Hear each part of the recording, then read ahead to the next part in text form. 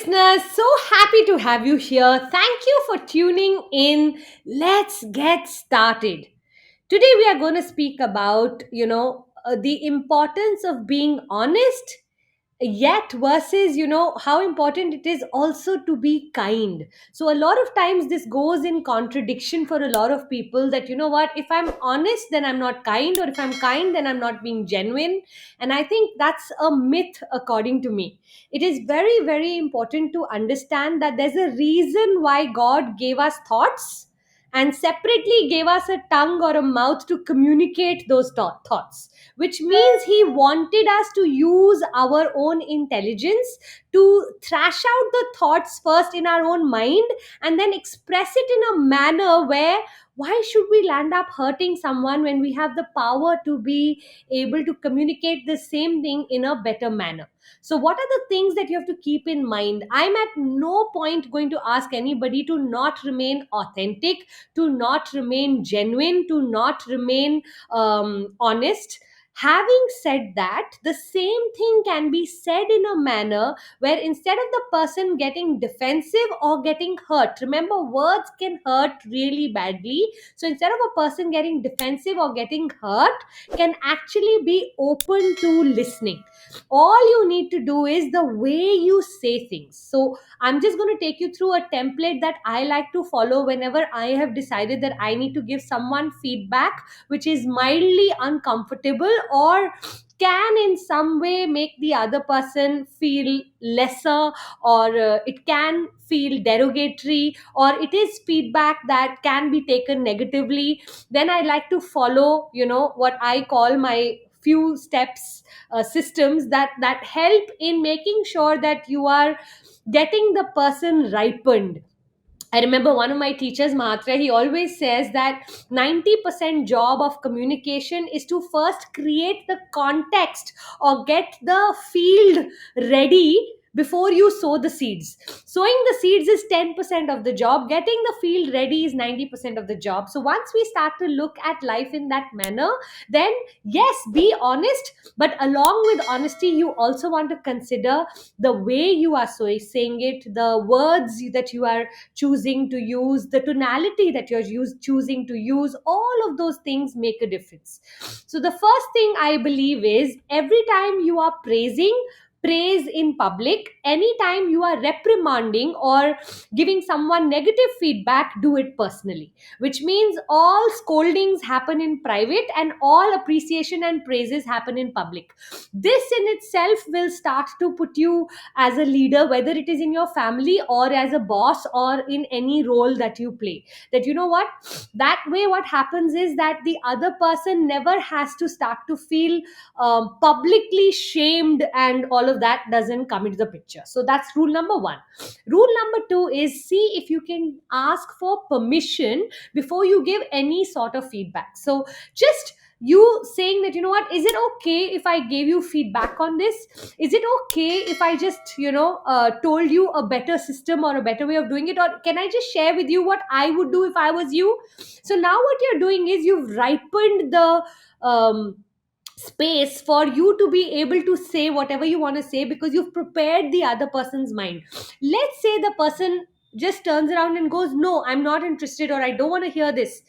Then you must respect that, and you can also ask a follow up question saying, when would it be okay for me to do that? Maybe the other person is not ready. If the other person is not ready, why do you even want to waste your time in trying to fix someone who's not ready? It's only going to land up turning into an argument, correct or no? So then you want to make sure that you've taken permission. 90% of the time, in my personal experience, everyone says yes. Just out of curiosity, most of the time they will say yes, that they want to hear what it is that you want to say. Having said that, so then you go into that conversation. I personally always like to sit down and give this kind of feedback, anytime it's negative feedback, you want the person to settle down somewhere. I actually prefer sitting and giving it. So I'll ask the person to just sit down. Maybe I'll sit in a manner where I can actually touch their body from some place. So literally, I could just put my hand on their shoulder, or I can just, slightly keep my hand on their arm. Now, what that does is, beyond what you have to say, the other person, what you're doing is you're creating a safe space for the other person to be able to receive it in a manner where they don't feel, hit out on, right? So if you can do that, these are small small things that will actually help in your ability to communicate. And then, of course, always start with, like I say, something that you see good in them. So if you are, let's say, you're giving them feedback on how they could have spoken to the janitor in a better manner, then you want to go with, you know what, I've always seen you speak to everyone so respectfully. So the other day I was extremely surprised when you spoke in that manner. Now, what you've done is you have sandwiched your feedback between two good things. So I always say, let the tomato be the feedback and the two breads be the compliments. And say, you know what, because I've never seen you speak like that, I'm just curious to know what happened. Because you know what, most of the time what I've seen is you're extremely respectful towards others. So you've said you never speak like that. You've said you're extremely respectful towards others, and in between you've put, but you know what, the way you speak to the janitor just surprised me completely. So that's like, what that does is it softens the blow. And I feel like it's very worthy, because the other person's ears remain open when you do or follow this sandwich technique. And last but not the least, always end with letting them know that beyond that, everything is beautiful with you and them.